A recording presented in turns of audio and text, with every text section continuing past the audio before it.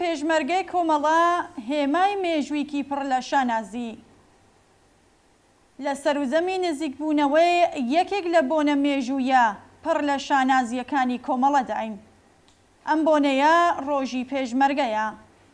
31 جۆزەردان بووەتە یەکێک لە ڕۆژە دەرەوشاوەکانی هێمای مێژووی خەباتی دادپەروەرانەی خەڵکی کوردستان لە ماوەی 44 ساڵی ڕابردوودا. هاتنی ئەم ڕۆژە مەزن و مێژوویە لە سەرجەم پێشمەرگەکانی کۆمەڵە و سەرجەم ئەو تێکۆشەرانەی لە ڕیزەکانی ئەم هێزەدا خەباتیان کردووە و شانازی بە ئەهداف و ئامانجەکانی ئەم هێزەوە دەکەن پیرۆزبایی دەکەین. هەر بەم بۆنەیەوە ڕێزدەگرین لە یاد و بیرەوەری گیانبەختکردوانی نێو ڕیزەکانی پێشمەرگەی کۆمەڵە و سڵاو دەنێرین بۆ بنەماڵە خۆڕاگر و سەرفەرازەکانیان.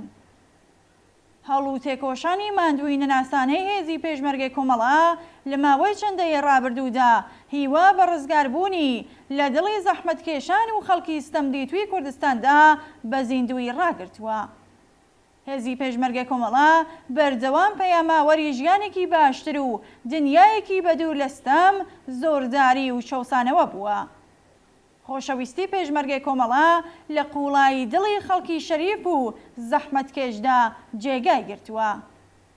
هێزی پێشمەرگەی کۆمەڵە بە شانازیەوە دەتوانێت نیشانی بدات کە لە ماوەی ژیانی خەباتکارانێدا لە پاڵ خەباتی شێلگیر و پڕ لە گیانبازیدا دژ بە ڕەژیمی کۆنەپەرستی کۆماری ئیسلامی لە کۆمەڵگای کوردستاندا هێزێکی وشیاری دەر، داکۆکی کاری ئازادی سیاسی و مافە بنەڕەتیەکانی خەڵکی زەحمەتکێش، ژنان، مبەلغی ئەندیشە پێشڕەوەکان و مژدەبەخشی دنیایەکی باشتر بۆ خەڵکی کوردستان بووە. هێزی پێشمەرگەی کۆمەڵە هەر شوێنێکی جێهێشتووە تێدا شوێنەوارێکی پڕ لەوانە و بە نرخی لێداناوە. ئەم یادگاریانە پشتیوانی پێشڕەویەکانی ئەم هێزن. خەڵکی کوردستان بە پشتیوانیکردنی خۆیان لەم هێزە بە بەشداریکردنیان لە چالاکیەکانیدا لە ڕاستیدا دفاعیان لە کەرامەتی ئینسانی خۆیان کردووە. بە هەزاران ئینسان بەشێک لە باشترین ساڵەکانی تەمەنی خۆیان لە ڕیزەکانی ئەم هێزەدا بەسەر بردووە و بە دروستی شانازی بە ڕابردووی خۆیانەوە دەکەن.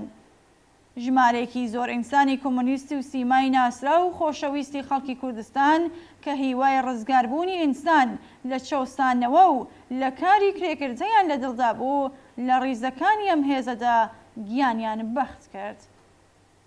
31 جۆزەردان لە عینی حاڵدا ساڕۆژی گیانبەختکردنی هاوڕێی سەعید موعینی ناسرا و بەخانە یەکەم پێشمەرگەی کۆمەڵە و یەکەم گیانبەختکردووی نێو ڕیزەکانی کۆمەڵەیە. بەم بۆنەوە ڕێزدەگرینە یادی ئازیزی کە ژیان و خەباتی بەردەوام سەرمەشقی پێشمەرگەکانی کۆمەڵە بووە. هاوڕێخانەی موعینی ساڵی 1352 لەلایەن ساواکەوە دەست بەسەر کرا. بە خێرایی خرایە ژێر دژوارترین ئەشکەنجەکانەوە. ناوبانگی خۆڕاگری ئەو لە سولەکانی زیندان ترازا و بووە وەرە بەخشی گەلێک لە هاوبەندەکانی. لەم دۆڕەیەدا هاوڕێ سەعید موعینی وەک خۆڕاگرترین زیندانی ژێر ئەشکەنجە ناسرا. ساواکیشە سەرەڕای ئەو گشتە ئەشکەنجە دژوار و وەحشیانە نەیتوانی لێوی پڕ لە ڕازی بکاتەوە و دوای 18 مانگ ناچار بوو ئازادی بکات. هاوڕێ سەعید موعینی دوای ئازادبوون لە زیندان دەستی کردەوە بە چالاکی شۆڕەشگەرانە لەگەڵ کۆمەڵە و ساڵی 1356 بۆ مەئموریەتێکی تەشکیلاتی ڕەوانەی کوردستانی ڕاهکرا. بەداخەوە بەر لەوەی بتوانێت مەئموریەتەکەی تەواو بکات ڕۆژی 31 مانگی جۆزەردان ئەو ساڵە لە تێکەڵچوونێک لەگەڵ هێزەکانی بەعسی عێراق لە ئاوایی دەرەیی نزیک لە شارۆچکەی ماوەد گیانی بەخت کرد. پێشمەرگەکانی کۆمەڵە لە ژیان و خەباتی هاوڕێ سەعید موعینی ئەم وانە بەنرخە فێر بوون کە قەت هێزی چەکیان بە پێچەوانەی بەرژەوەندی جەماوەری خەڵکی زەحمەتکێش بەکار نەهێن و بەردەوام سیاسەتی داکۆکی لە بەرژەوەندی کرێکاران و زەحمەتکێشان بەسەر چەکەکانیاندا زاڵ بێت. ئەوان فێر بوون کە بەردەوام لە بەرزکردنەوەی ئاستی بە سیاسی بوونی خۆیان و کرێکاران و زەحمەتکێشاندا هەوڵ بدەن و تێبکۆشن تا ببنە کادرێکی وشیار و چالاکی چینی کرێکار.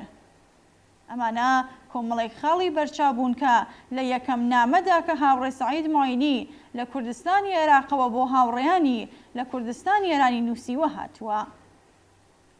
ڕۆژی پێشمەرگە کۆمەڵە وە بیرمان دێنێتەوە کە لە ژیانی هاوڕێ سەعید و باقی گیانبەختکردوانی کۆمەڵە دەرسی ڕازگۆیی، وەفاداری و پەیوەندی تند و تۆڵ و گەرم و گوڕ لەگەڵ خەڵکی کرێکار و زەحمەتکێشمان فێر دەکات و ئەم پەیوەندیەش ڕۆژ لەگەڵ ڕۆژ پتەوتر بکەین. هاوڕێ سەعید لەسەر بنەمای وەها پشتیوانیەک بوو کە توانی 18 مانگ خۆی لەبەر ئەشکەنجەی وەحشیانە و بەردەوامی جەنایەتکارانی ساواکیشادا ڕابگرێت و زار نەکاتەوە و وەک چیایەک لە مەیدانی خەبات دژ بە چاوسانەوە و ستەمگەریدا ڕاپوەستێت. پیرۆز بێت سیوێکی جۆزەردان ڕۆژی پێشمەرگەی کۆمەڵە.